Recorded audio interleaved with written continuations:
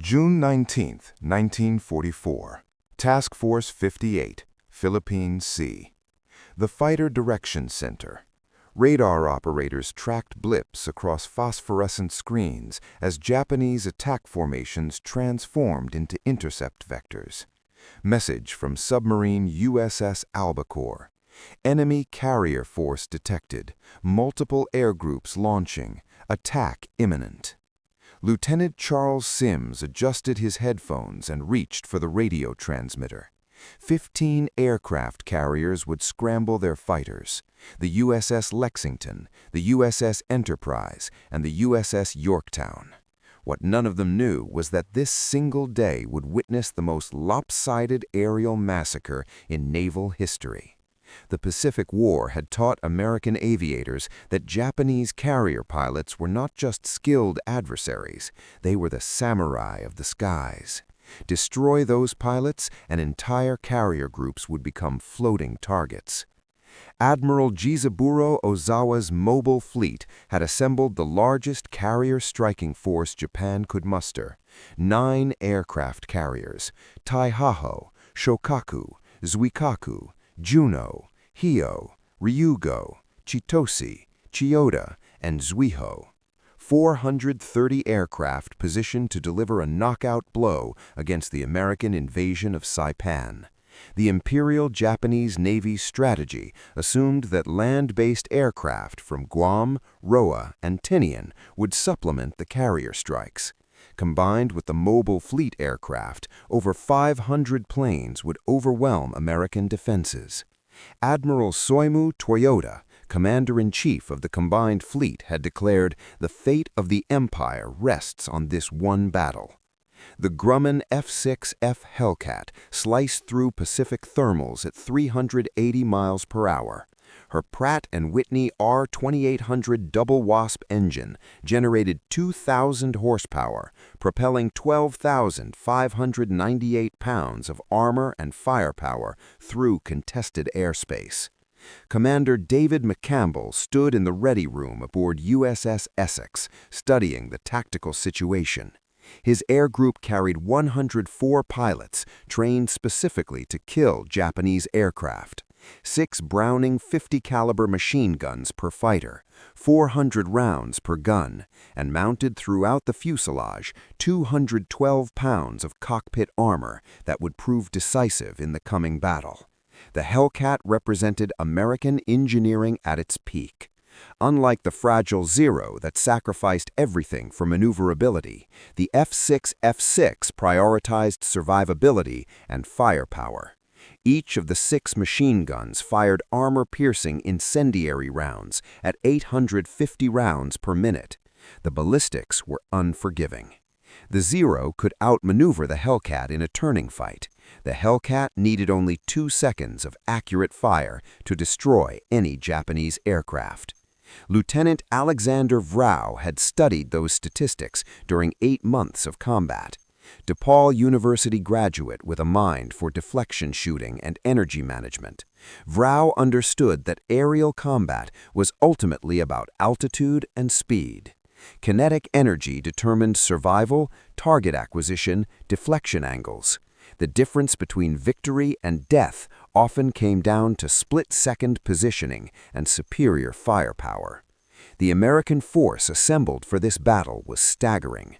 15 fleet carriers, 956 aircraft, including 475 Hellcat fighters.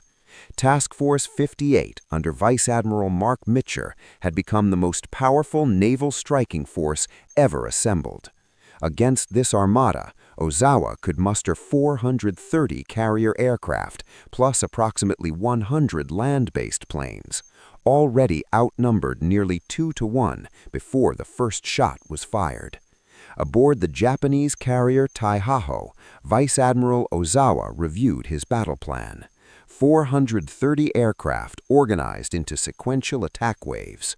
The first mobile fleet displaced 65,000 tons of carrier steel, powered by the finest engines Japanese shipyards could produce. Her air groups contained pilots who had trained for months in preparation for this decisive engagement.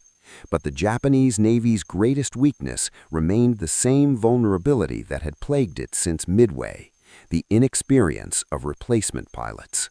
Veterans of Pearl Harbor, the Indian Ocean raids, and the early carrier battles had been steadily attritioned. Their replacements averaged fewer than 200 flying hours compared to American pilots with over 500 hours of intensive training. The disparity went deeper than flight hours. American pilots received extensive gunnery training, carrier landing practice, and instrument flying instruction. Japanese replacement pilots often had never fired their guns before entering combat. Many had performed fewer than 10 carrier landings. Navigation training was minimal, relying on flight leaders to guide formations to targets. The American ships formed a defensive ring, a layered defense with destroyers on the perimeter, battleships in the middle ring, and carriers at the center. Each ship swept the sky with SK and SC radar systems. Fighter direction officers worked in air-conditioned compartments, their plotting boards tracking every contact within 150 miles. Radar Operator First Class James Peterson had been tracking contacts for 14 months across the Pacific. His hands moved automatically across the radar controls as he adjusted the gain and sweep rate. The screen showed clear returns against minimal sea clutter. Weather conditions were ideal for radar detection: clear skies, unlimited visibility, with no precipitation to create false returns. At 10 a.m. on June 19th, Peterson's scope erupted with contacts. Range 150 miles, bearing 260 degrees, altitude approximately 20,000 feet. He pressed the general quarters alarm and reached for the intercom. Bridge, radar, large raid bearing 260, range 150 miles, Angels 20. On Ozawa's flagship, the attack coordinator had launched the first wave at 0830. 69 aircraft, 16 Zero fighters, 45 dive bombers, and 8 torpedo bombers. Launch time from deck to formation was 23 minutes. Time to target was estimated at 90 minutes, cruising at 180 knots to conserve fuel for the return flight. Fighter Director Lieutenant Joseph Edgar plotted the intercept geometry on his status board. Enemy speed estimated at 180 knots, course roughly 080 toward Task Force 58. Time to intercept approximately 35 minutes if Hellcats launched immediately. The precision of aerial interception depended on accurate vector calculations and fuel management. Admiral Mark Mitcher's response was immediate: launch all fighters, Vector 260, climb to Angels 25 in. The first Hellcat launched at 10:23. Within 12 minutes, 140 F-6FF fighters were airborne and climbing toward the incoming raid. Each pilot had been briefed on Japanese tactics, aircraft recognition, and the critical importance of maintaining altitude advantage. The Hellcats climbed at 3,000 feet per minute, their powerful engines giving them a crucial edge in the race for altitude. Lieutenant Commander Charles Brewer led the 1st Division of Hellcats from USS Essex. 16 fighters in 4-plane divisions climbing through 20,000 feet when radar operators called the bogies at 24,000 feet, 30 miles out and closing. Tally-ho, bandits, 2 o'clock high. The sky erupted with twisting contrails as Hellcats dove on the Japanese formation. Brewer's first burst sent a Zero spiraling down in flames. His wingman destroyed a dive bomber with a deflection shot that removed its right wing. Within 90 seconds, 8 Japanese aircraft were falling toward the ocean. The Hellcats' 650 caliber guns created a lethal convergence at 300 yards where all 6 streams of bullets intersected. At that range, a 2-second burst delivered 170 rounds into a target area roughly 6 feet in diameter. Japanese aircraft designed without self-sealing fuel tanks or armor protection literally disintegrated under such concentrated firepower.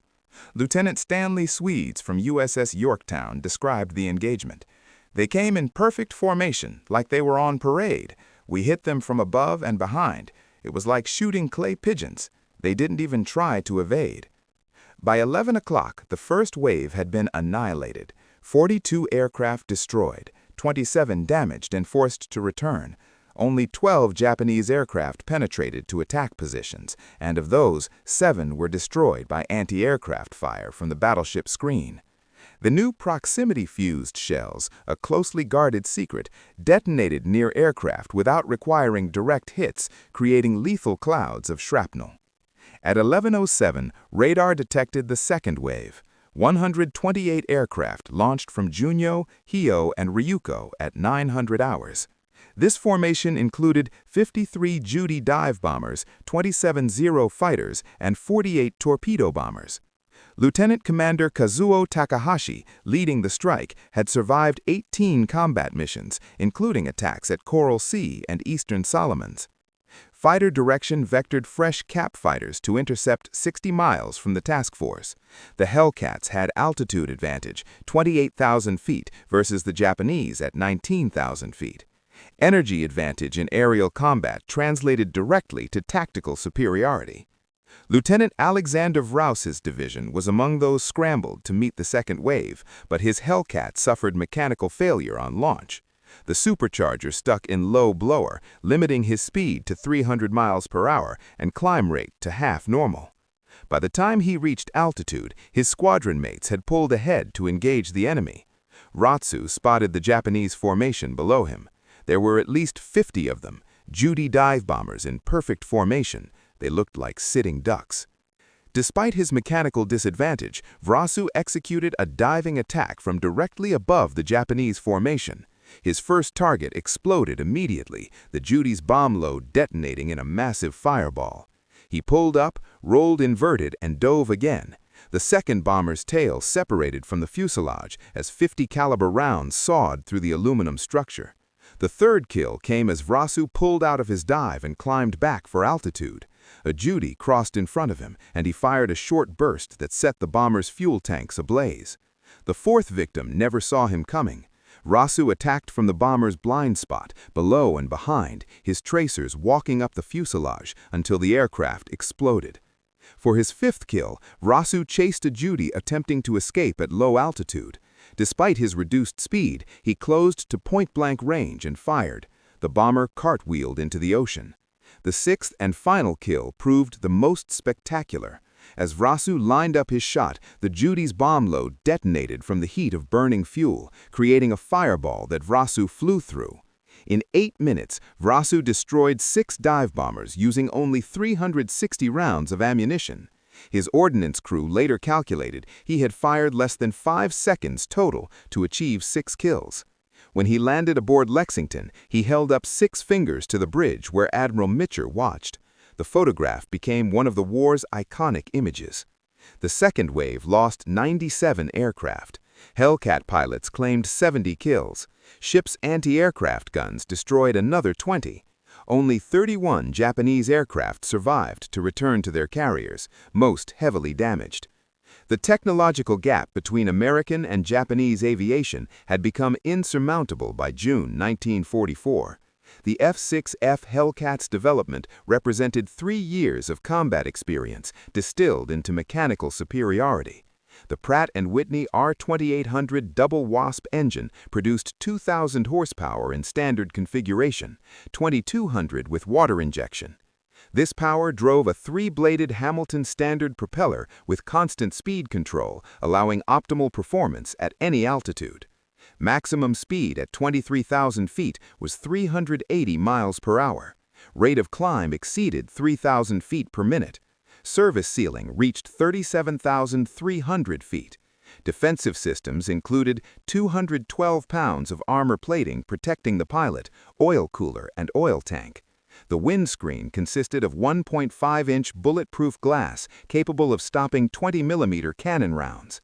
Self-sealing fuel tanks prevented the catastrophic fires that plagued Japanese aircraft.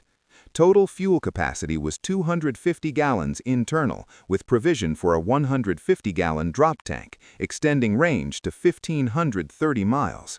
The fire control system represented American mass production at its finest. 6 Browning M250 caliber machine guns, each firing at 850 rounds per minute with 400 rounds per gun. Total ammunition load was 2,400 rounds. The guns were harmonized to converge at 300 yards, creating a concentrated impact zone where a brief burst could destroy any aircraft. Comparative analysis revealed the stark disparity. The Mitsubishi A6M50 weighed 6,025 pounds loaded, half the Hellcats' weight. Maximum speed was 351 miles per hour, 30 miles per hour slower than the F6F. Mostly, the Zero carried no armor protection and no self-sealing fuel tanks. Its two 20mm cannon carried only 60 rounds each, and the two 7.7mm machine guns were ineffective against American armor. The Yokosuka D-4Y Judy dive bomber, one of Japan's newest aircraft, could reach 339 miles per hour, but remained vulnerable to any hit. Without armor or self-sealing tanks, a single incendiary bullet could ignite its fuel. The Nakajima B-6N Jill torpedo bomber suffered similar vulnerabilities, while being slower and less maneuverable. Japanese pilot training had collapsed under the weight of attrition. Pre-war pilots received 700 hours of flight training before joining operational units. By 1944, replacement pilots averaged 200 hours, with some receiving as few as 100 hours before combat deployment. Navigation training was minimal, instrument flying almost non-existent, formation flying rudimentary. American pilot training had become an industrial process. Naval aviators received 600 hours minimum before carrier qualification. Instrument flying, navigation, gunnery, carrier operations, formation tactics, every aspect refined through systematic instruction. Training bases in Florida, Texas, and California produced 10,000 naval aviators annually. By 1944, Ozawa launched his third strike at 10 o'clock. 47 aircraft from Zuikaku, Chiyoda, and Chitose. By now, Japanese flight leaders knew the previous waves had encountered fierce opposition, but orders were orders. Lieutenant Yoshio Fukumura, leading 15 Zero fighters, had watched the survivors of earlier strikes return with tales of swarming Hellcats and walls of anti-aircraft fire. Radar detected the third wave at 1,300 hours, range 120 meters. Fighter direction had refined their interception tactics based on the morning's engagements. Instead of meeting the raid head-on, CAP fighters would attack from multiple directions simultaneously, preventing mutual support among Japanese formations. Commander William Dean from USS Hornet led 20 Hellcats from a high side attack from the sun. The Japanese fighters, flying protective weave above their bombers, never saw the Americans until tracers started connecting. Dean's first pass destroyed 3 Zeros in 15 seconds. His wingman killed 2 more in the same diving attack. The escort fighters eliminated. Hellcats fell on the bombers with ruthless efficiency. Lieutenant James Shirley from USS Bunker Hill described it. They just sat there in formation while we shot them to pieces. No evasive action, no defensive tactics. They flew straight and level while we made pass after pass. Ensign Wilbur Spider, flying his first combat mission from USS Hornet, encountered the scattered remnants of the third wave. In his after-action report, he wrote, "I couldn't believe they just flew straight and level while I shot them down. After the third one exploded, I started feeling sorry for them. Then I remembered Pearl Harbor and kept shooting." Webb destroyed 6 aircraft in this single engagement, becoming an ace in a day on his first combat mission. 40 aircraft in the third wave, 7 survived to return to their carriers. Not a single Japanese aircraft reached attack position against American ships. The fourth and final wave launched at 11:30. 82 aircraft from the Japanese carrier division, including 30 fighters, 36 dive bombers, and 16 torpedo bombers. This strike included many of the remaining experienced pilots held in reserve for the decisive blow, but the strike became disorganized almost immediately. Navigation errors sent half the formation toward Guam instead of Task Force 58. Those that found the American fleet encountered a wall of fighters stacked from 10,000 to 30,000 feet. The Americans had perfected their defense, with fresh fighters constantly rotating through the combat zone. Lieutenant Commander Roger Mee from Fighting Squadron 2 intercepted the fourth wave 40 miles from the carriers. His division of 4 Hellcats attacked 30 Japanese aircraft. In 12 minutes of combat, they destroyed 17 enemy planes without loss. Mee personally accounted for 5, methodically picking off aircraft from the rear of the formation forward. The slaughter continued as successive waves of Hellcats rotated through the battle area. Fresh fighters with full ammunition replaced those running low. Damaged Hellcats returned to their carriers, while mechanics and ordnance crews prepared aircraft for immediate turnaround. The American carriers had become a continuous conveyor belt of destruction, launching fighters, recovering them, rearming, refueling, and launching again. Commander David McCampbell, leading Essex's fighters, demonstrated tactical brilliance throughout the engagement. During the morning battles, he shot down 5 Judy dive bombers in his first sortie.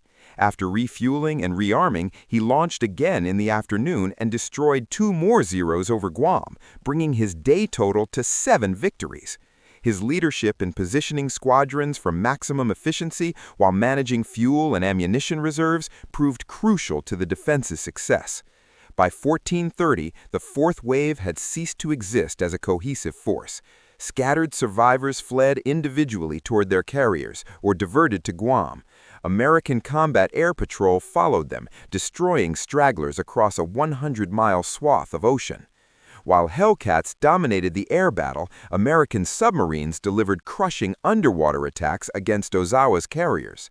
USS Albacore, commanded by Lieutenant Commander James Blanchard, had been trailing the Japanese fleet since dawn.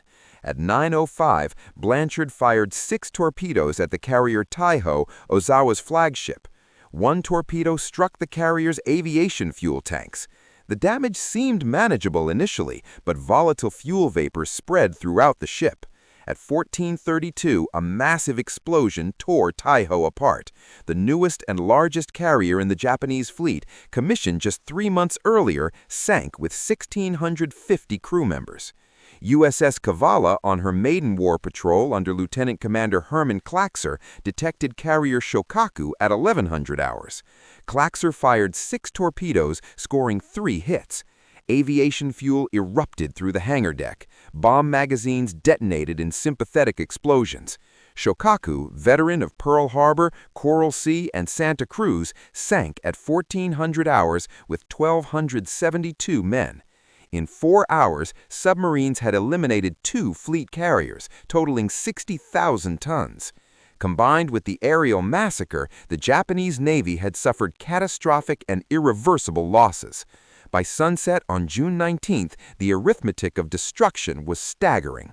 Japanese losses: 346 carrier aircraft destroyed, approximately 50 land-based aircraft from Guam and Rota eliminated, 2 fleet carriers sunk. More critically, over 400 pilots and aircrew killed, including most of the remaining experienced aviators. American losses: 29 aircraft in aerial combat and operational accidents. Most pilots were recovered.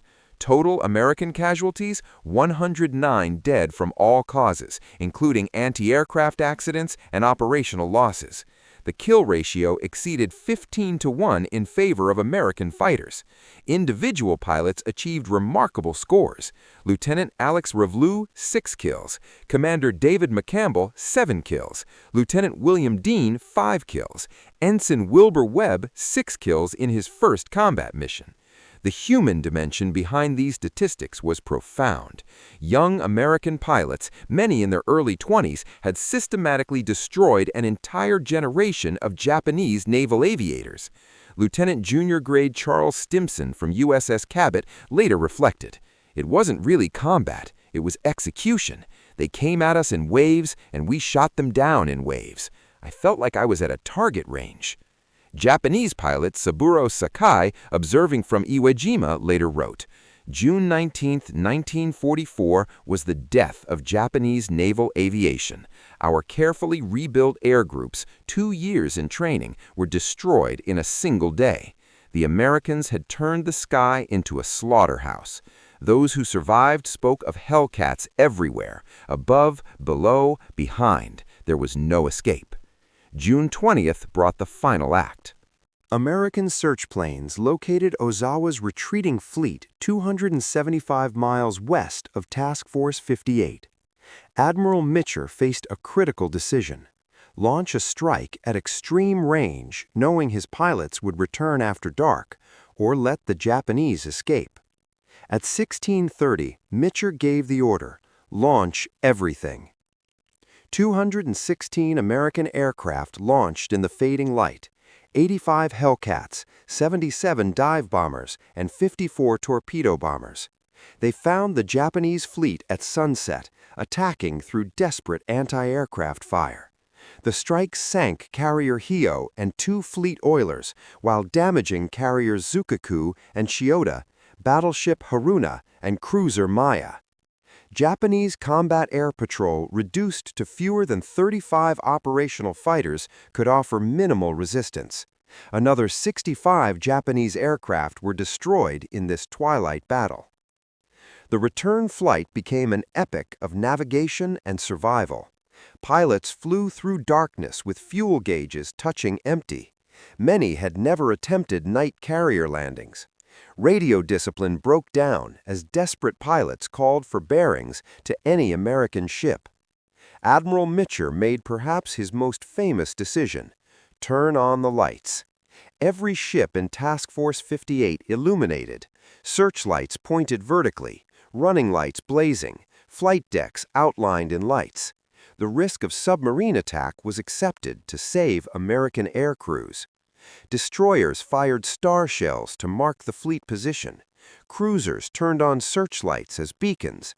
The ocean lit up like a city, guiding exhausted pilots home. Aircraft landed on any available deck. Fuel-starved planes ditched alongside destroyers.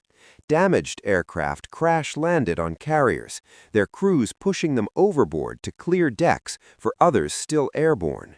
80 aircraft were lost to fuel exhaustion or deck crashes, but aggressive rescue operations saved most crews. Destroyers assigned as plane guards recovered pilots, sometimes within minutes of ditching. Only 49 airmen from the returning strike force were lost, a remarkable achievement given the circumstances. The Battle of the Philippine Sea, christened the Great Marianas Turkey by victorious American pilots, marked the end of Japanese carrier aviation as an effective force. In 2 days, Japan lost approximately 480 carrier and land-based aircraft, 3 fleet carriers and 2 oilers. The pilot losses were catastrophic. Over 445 aircrew killed, including most remaining veterans. Admiral Ozawa's Operation Ago had assumed rough parity in pilot skill and aircraft performance. Instead, Japanese pilots encountered American aviators with superior training, flying superior aircraft, supported by superior radar and fighter direction. The technological and training gap had become unbridgeable. The Marianas fell to American forces within weeks. B-29 superfortresses based on Saipan, Tinian, and Guam would soon bring the Japanese homeland under sustained strategic bombardment. The November 1944 raids from these bases marked the beginning of the systematic destruction of Japanese cities and industry. Japanese naval aviation attempted one final operation at Leyte Gulf 4 months later, but could muster only 108 aircraft from 6 carriers. Most were shot down without achieving significant results. The carriers themselves were sacrificed as decoys, empty shells of their former power. After Leyte Gulf, Japanese carriers never again launched offensive operations. The Hellcats' dominance reflected American industrial capability and design philosophy. Grumman produced 12,275 F-6F Hellcats in just over 2 years, with peak production reaching 600 aircraft per month. Each aircraft required 20,000 man-hours to construct, yet assembly lines achieved remarkable efficiency through standardization and minimal design changes. The basic F-6F design remained essentially unchanged from 1943 to 1945. While Germany and Japan continuously modified their fighters seeking marginal performance improvements, America focused on mass production of a proven design. This philosophy extended throughout American aircraft production. Quantity with adequate quality defeated quality without quantity. Radar technology provided the decisive edge in fighter direction. The SK air search radar could detect aircraft at 100 meters, allowing 40 minutes warning of incoming raids.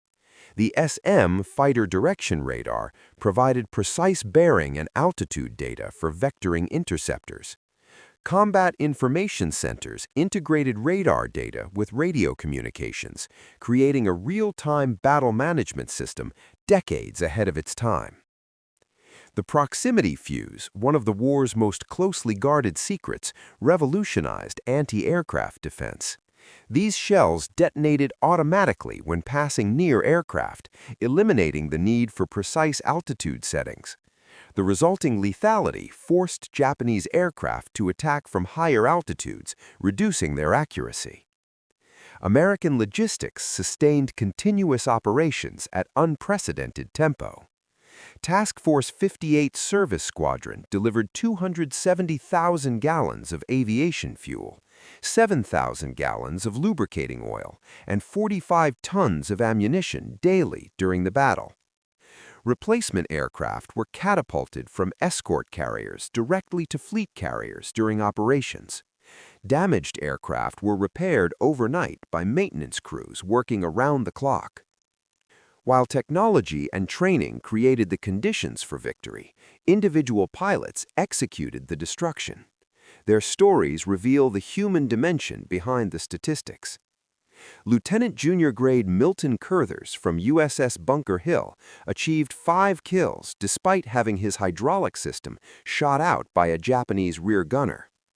Unable to lower his landing gear normally, he cranked them down manually while flying with his knees, then landed successfully on the carrier.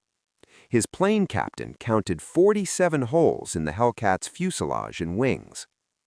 Ensign Robert Duncan from USS Princeton was separated from his division during the second wave interception. Flying alone, he encountered 12 Japanese bombers without escort. In a running battle lasting 15 minutes, Duncan destroyed 4 bombers before running out of ammunition. He then used his aircraft to force another bomber to crash into the ocean, achieving 5 kills without firing his last shots. Lieutenant Commander George Duncan, no relation to Robert, from USS Monterey, led a division that intercepted 40 Japanese aircraft.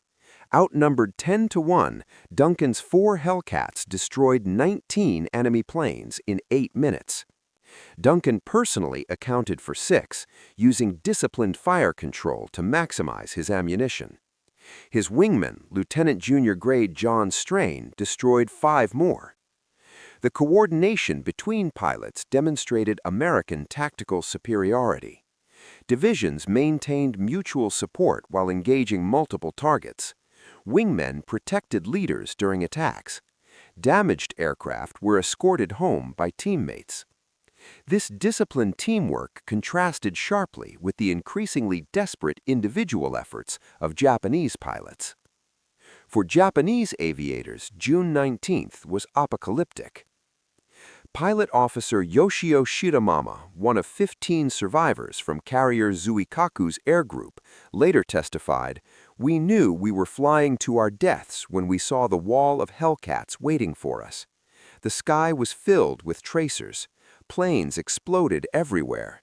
I saw at least 20 of our aircraft destroyed in less than a minute." Lieutenant Commander Akira Tarui, leading torpedo bombers from Chiyoda, watched his entire squadron annihilated. The Americans attacked from above, below, and both sides simultaneously. We had no chance to maneuver or counterattack. My gunner was killed in the first pass. My controls were shot away in the second. I crashed into the sea and spent 6 hours in the water before a destroyer found me. The few experienced pilots understood their situation was hopeless. Lieutenant Sadamu Kamachi, an ace with 12 victories, survived by immediately jettisoning his bombs and fleeing at wave-top height. He later wrote, "The young pilots followed their training and maintained formation while being slaughtered. Those of us who survived did so by abandoning all tactical doctrine and running for our lives." The psychological impact was devastating. Ensign Tao Miyazawa, who returned to Carrier June with his aircraft riddled with bullets, reported, "The Americans were everywhere. As soon as we engaged one group of Hellcats, another group attacked from a different direction. Our formations dissolved into chaos. Pilots were screaming on the radio. I saw at least 30 of our planes going down in flames simultaneously." Admiral Mark Mitcher's leadership proved decisive throughout the battle. His decision to launch everything available against the incoming raids rather than maintaining reserves maximized defensive firepower when it mattered most. His controversial choice to illuminate the fleet for returning pilots demonstrated moral courage, risking submarine attack to save his air crews. Mitcher's fighter direction officers coordinated the most complex aerial defense in naval history. Managing over 450 fighters simultaneously required precise coordination between radar operators, fighter directors, and squadron commanders. The system worked flawlessly, vectoring fighters to optimal intercept positions while managing fuel states and ammunition loads. Admiral Raymond Spruant, commanding 5th Fleet, faced criticism for not pursuing Ozawa's fleet more aggressively. However, his primary mission was protecting the Saipan invasion force. His cautious approach prevented any possibility of a Japanese end run against the vulnerable transports and supply ships. The 50,000 troops ashore on Saipan depended on continuous supply from the invasion fleet. Admiral Ozawa, despite the catastrophic losses, conducted a skilled withdrawal under terrible conditions. His decision to transfer his flag from the sinking Taiho to cruiser Haguro, then to carrier Zukaku, maintained command continuity. His after-action report honestly assessed the disaster. The enemy's fighter direction and pilot quality exceeded all estimates. Our aircrew training was inadequate for this level of combat. Behind the fighter pilots, thousands of sailors sustained the aerial defense. Plane handlers moved aircraft on crowded flight decks with choreographed precision. Ordnance loaded millions of rounds of ammunition. Mechanics repaired battle damage between sorties. Landing signal officers guided damaged aircraft aboard, despite hydraulic failures, wounded pilots, and fuel exhaustion.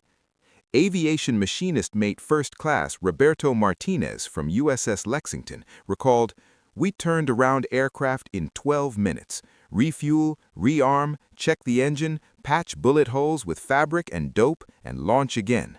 We worked 20 hours straight during the battle. Nobody complained. We knew our pilots were counting on us."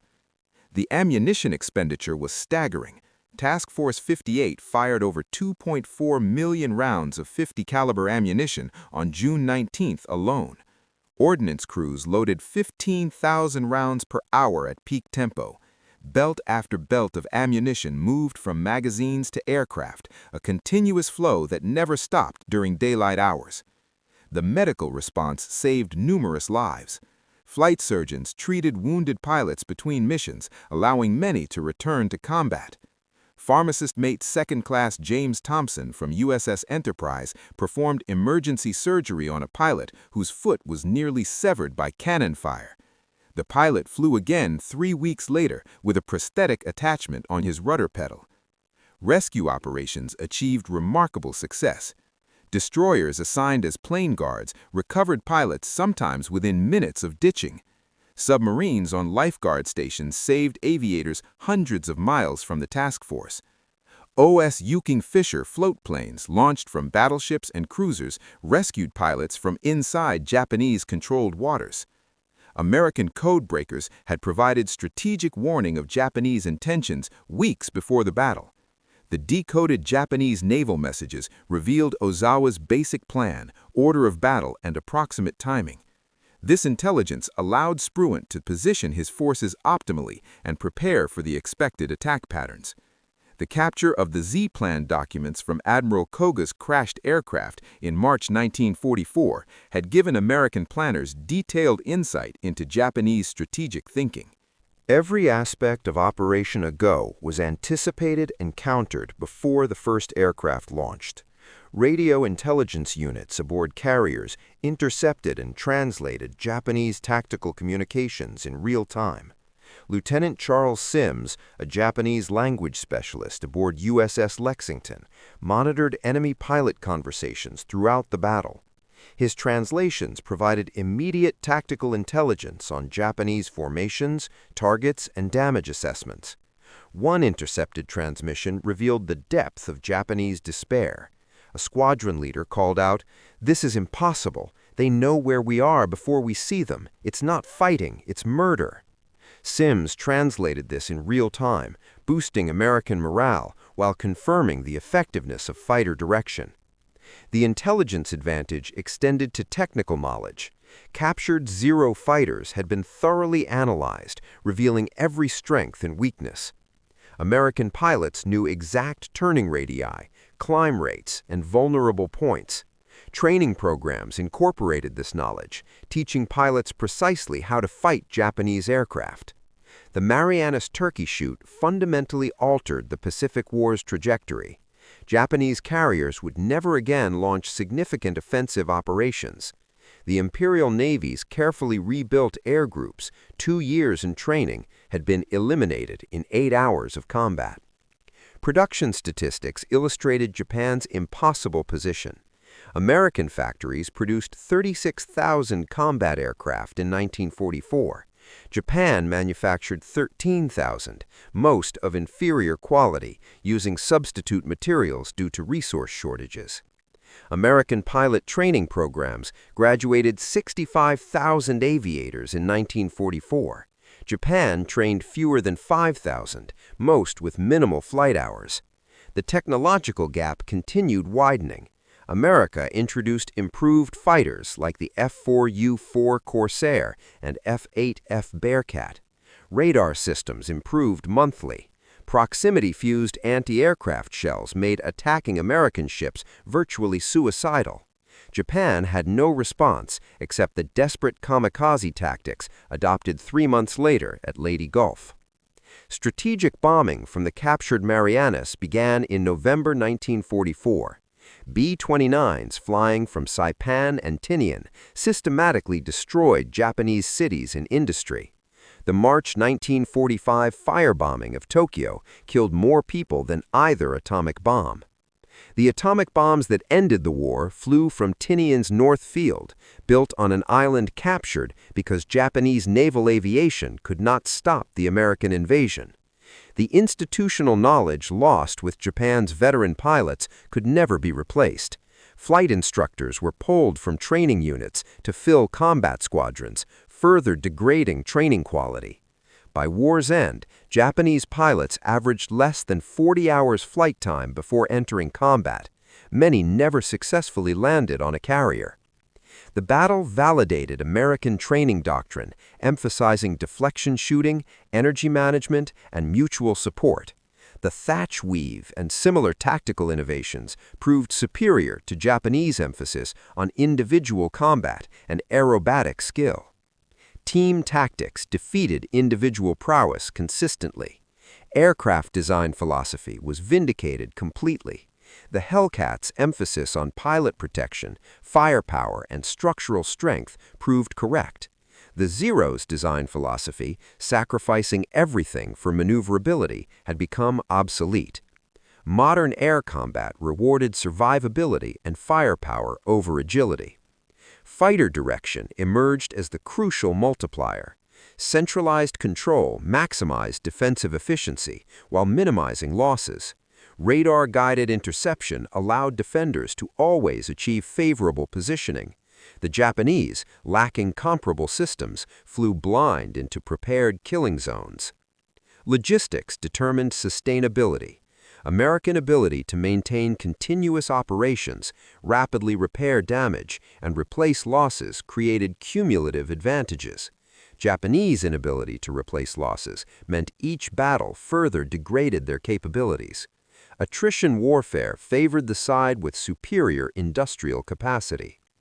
Training quality proved more important than individual courage. American pilots with 600 hours of training consistently defeated Japanese pilots with 200 hours, regardless of determination or fighting spirit. Systematic instruction in gunnery, tactics, and instrument flying created competence that enthusiasm could not match. Veterans of the turkey shoot carried their experiences throughout their lives.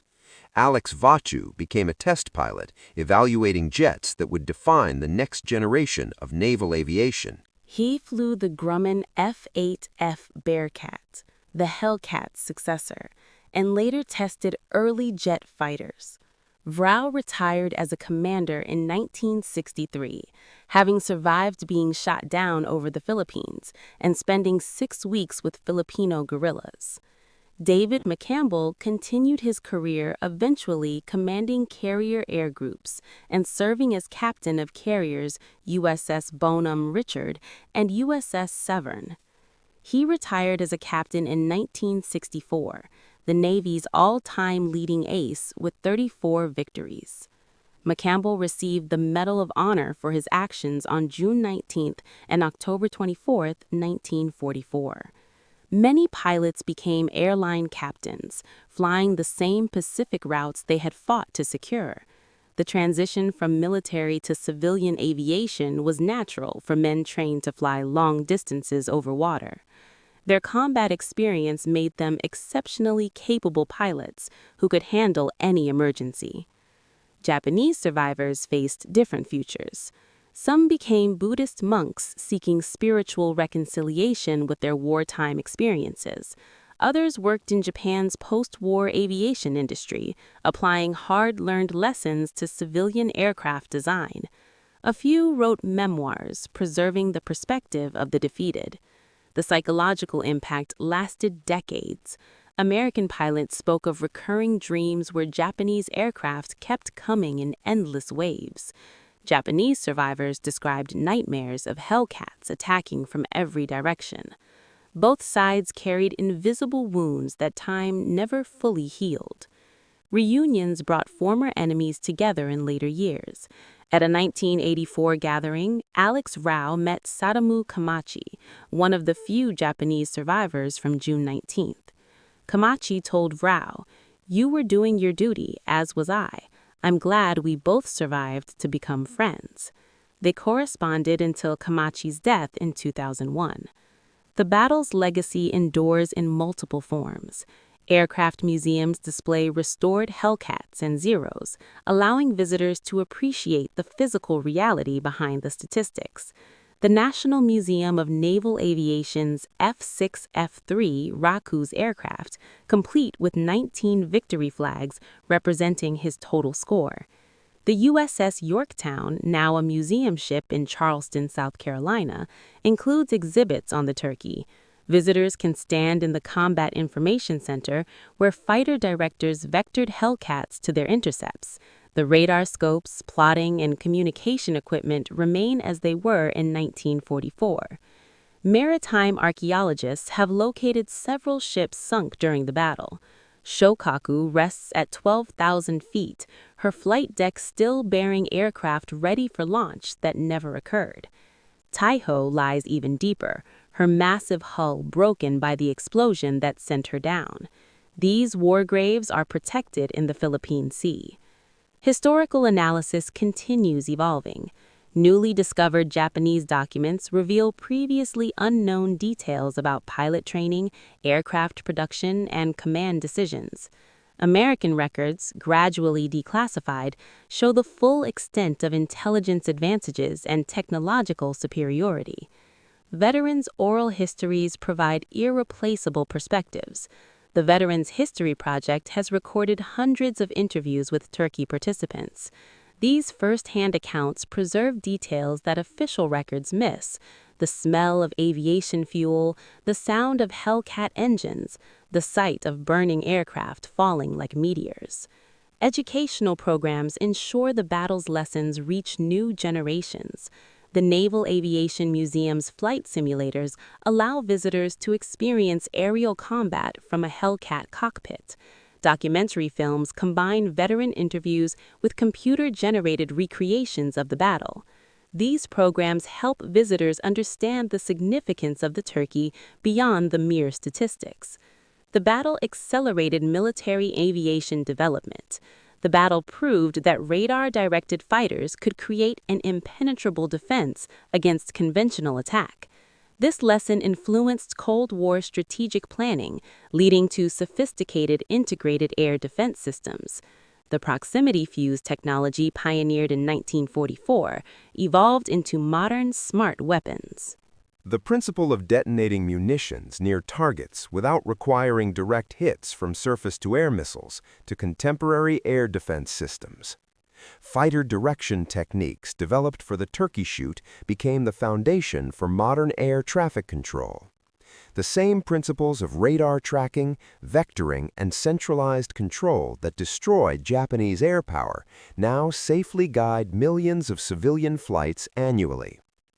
The emphasis on pilot survivability seen in the Hellcat influenced all subsequent American military aircraft design. Every modern American fighter incorporates extensive armor, redundant systems, and escape mechanisms that trace their heritage to lessons learned in the Pacific. The Great Marianas Turkey Shoot represented more than tactical victory. It demonstrated that modern warfare had become a contest of systems rather than individual courage. Superior technology, training, logistics, and intelligence created conditions where bravery alone could not prevail. Admiral Mitcher's after-action report stated simply, "The enemy's carrier aviation has been destroyed." That destruction came through the convergence of American industrial might, technological innovation, and human skill. 12 hours of combat on June 19, 1944, eliminated Japanese naval aviation as an offensive force. In the depths of the Philippine Sea, 3 Japanese carriers rest on the ocean floor, their aircraft still in hangars that would never again launch strikes. But the true destruction occurred in the sky, where over 400 Japanese aircraft and their irreplaceable crews met their end against American Hellcats. The disparity was final and irreversible. Japan began June 19th with hopes of a decisive victory that might stall the American advance. They ended it with their carrier aviation effectively eliminated, their strategic position hopeless, and their homeland exposed to the strategic bombing that would culminate in atomic destruction. The Turkey Shoot was not just a battle, it was the moment when technological superiority, training excellence, and industrial capacity converged to create an insurmountable advantage.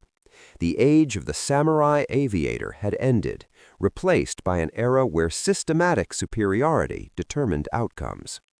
Lieutenant Alexander Vasiliu's 6 fingers, held up to Admiral Mitcher, became the battle's enduring image, a young pilot's triumph captured in a moment of joy. But behind that gesture lay the fuller truth. American pilots flying American aircraft, supported by American technology and logistics, had achieved what no amount of Japanese courage could overcome. The Hellcat had lived up to its name, bringing hell from above to those who challenged American naval power. In 8 brutal hours, Grumman's sturdy fighter had transformed the Pacific War's trajectory. The plane that some called the aluminum tank had proven that survivability and firepower trumped agility and finesse. June 19, 1944, marked the end of Japan as a carrier power and the beginning of American naval aviation's absolute dominance of the Pacific skies. That dominance would continue through the wars and establish the template for carrier aviation that endures to this day. The lessons learned in those desperate hours above the Philippine Sea, the importance of training, technology, and systematic superiority remain relevant in an age of stealth fighters and precision weapons. The Turkey Shoot stands as history's most one-sided aerial battle, a day when American naval aviation reached its zenith while Japanese carrier aviation met its destruction. In the span of a single tropical day, the Pacific War's outcome became inevitable. The empire of the rising sun had been eclipsed by the wings of democracy, and the path to Tokyo Bay lay open across the vast Pacific Ocean.